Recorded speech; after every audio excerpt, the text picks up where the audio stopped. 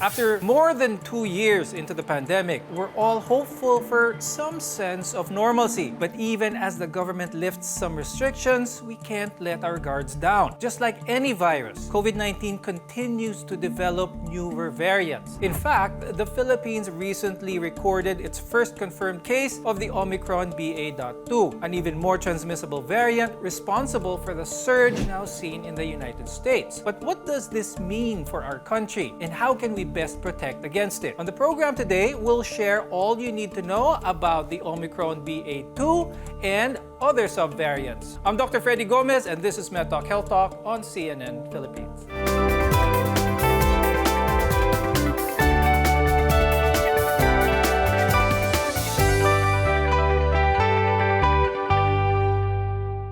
Is another COVID-19 surge on the way? That's what we want to find out. So our guests are here today to tell us more about the new, more transmissible Omicron subvariant.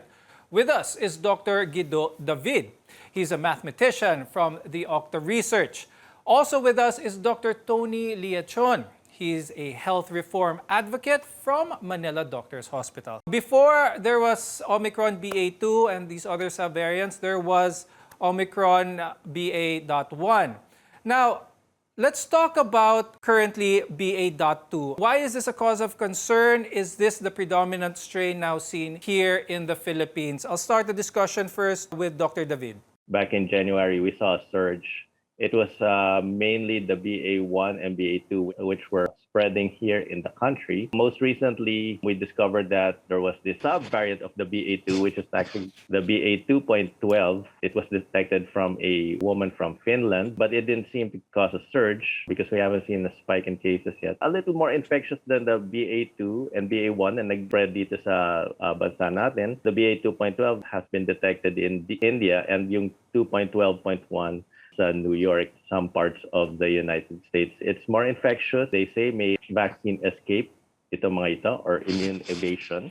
So ito yung mga concerns natin because posibleng magkaroon ng pagtaas ng bilang ng kaso dito sa bansa natin pag kumalat ito mga variants or subvariants na binabantayan. When is a new subvariant seen? How different is this virus? How much has it mutated before it can get a new subvariant? Pag may Omicron, nagkaroon siya ng mutation na konti, panibagong subvariant na yan. And meron pang mga recombinants, yung mga dati binabantay nila, mga Delta Cron recombinant, or meron ding Omicron BA.1, BA.2 recombinant. Kumbaga, nagkahalo na yung yung DNA nila, kumbaga. Now, I'd like to ask Dr. Tony, right now, BA.1.2.1 is the one in the Philippines now that is going up. What kind of symptoms, what kind of effects on the body do we see that is different from the original Omicron or even Delta? The Delta would actually present with upper respiratory tract infections. So it means, based on a UK app study, is actually a sore throat, a raspy sore throat. And then you can have fever, cough, dimade, muscle fatigue. Predominant niyang kaibahan sa Delta, it spares the lungs. So ibig sabihin, wala ka masyadong affliction ng lungs.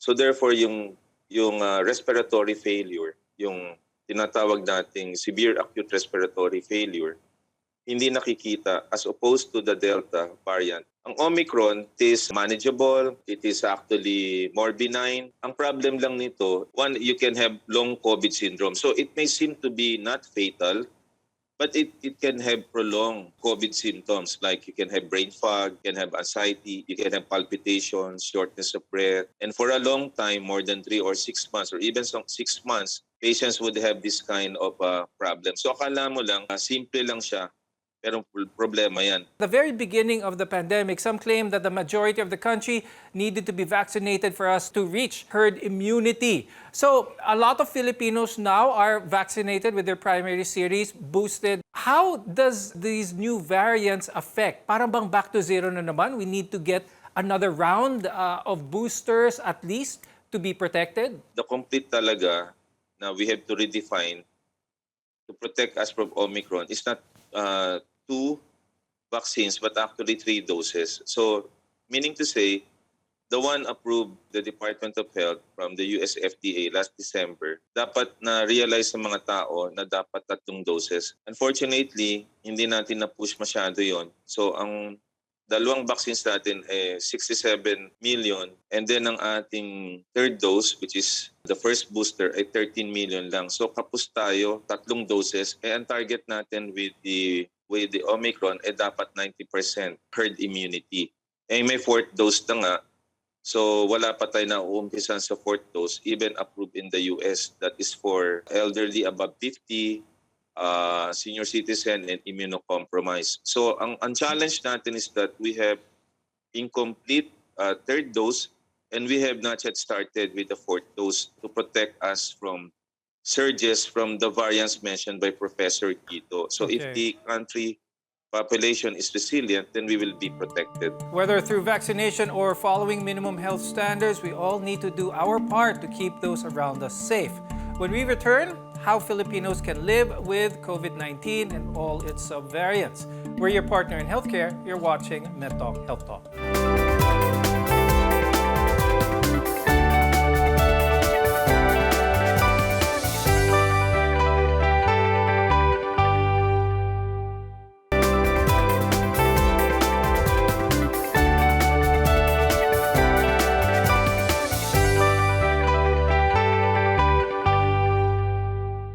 From wearing masks to social distancing, COVID-19 has changed our way of life. 2 years later, how can we best live with the virus? I'm Dr. Freddy Gomez, and welcome back to MedTalk Health Talk. Dr. Guido, earlier we mentioned how the activities of these past few days, especially during the campaign season, may have prompted a lot more congregations, gatherings for that matter. Would this play a role?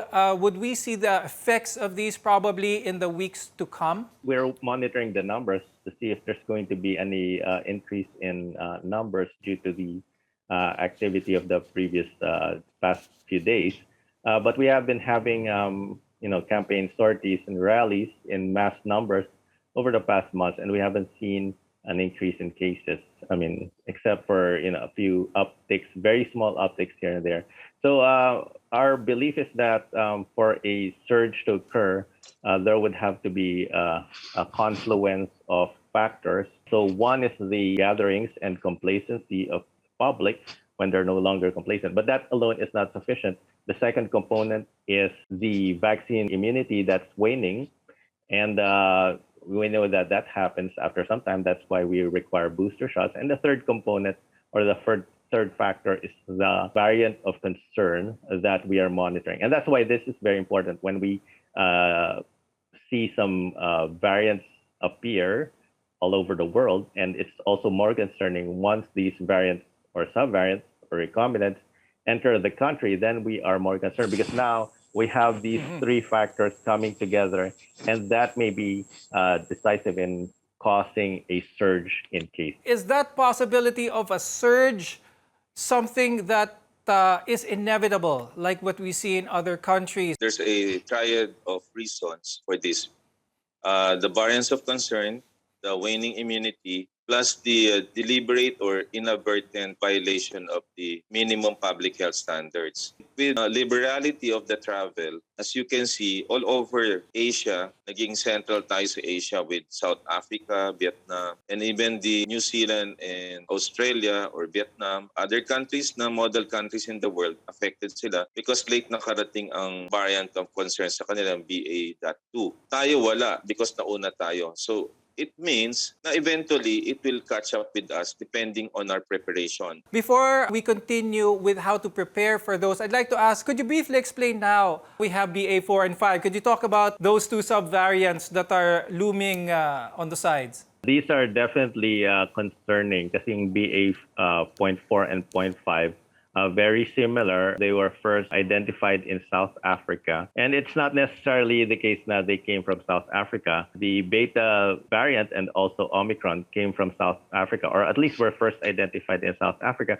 because they do a lot of genomic sequencing in South Africa. So that's why they're sort of ahead of the science. In South Africa, increased from a low of about 1,000 per day. Now they're up to 10,000 per day. So that's a 10 times increase in just a few weeks.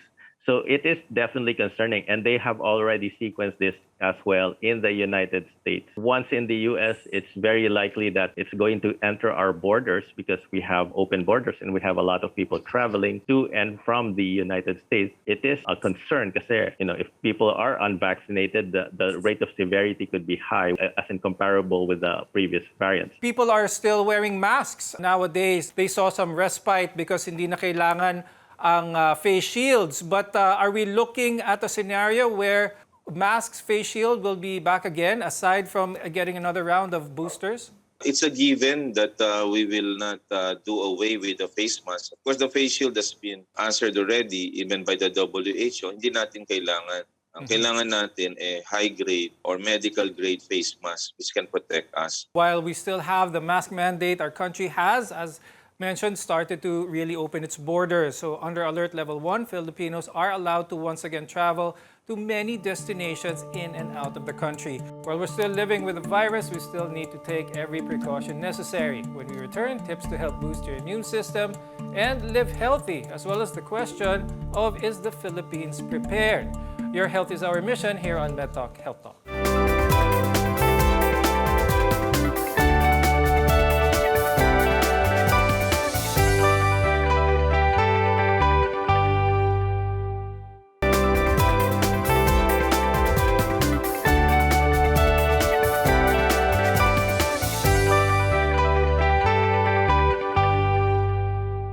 I'm Dr. Freddy Gomez, and this is MedTalk Health Talk. With the easily transmissible Omicron BA.2 variant in our country, as well as BA.4 and BA.5 on the way, we need to take every step to protect each other from COVID-19. Dr. Tony, the question is, are we prepared? I think with the many surges that we have, I think we are prepared. The only question is our complacency at this point in time, since we have a quiescent period for about 3 months na mababa ang cases natin. But we don't want the Omicron surge that will surprise us. So definitely, if we could have start stockpiling a rapid antigen test, will be effective. Whatever variants can be managed at home as long as we are empowered to have the rapid antigen test. That's number one.